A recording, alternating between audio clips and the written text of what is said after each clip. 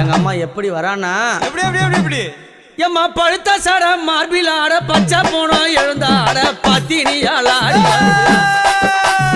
பழுத்த சட மார்பில் ஆட பச்சை போனோம் எழுந்தாட பத்தினியால் ஆடி வருகிறார் முக்கா சட மார்பில் ஆட அம்மா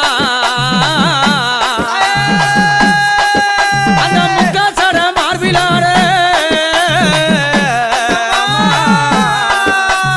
முக்கா சட மார்பில் ஆட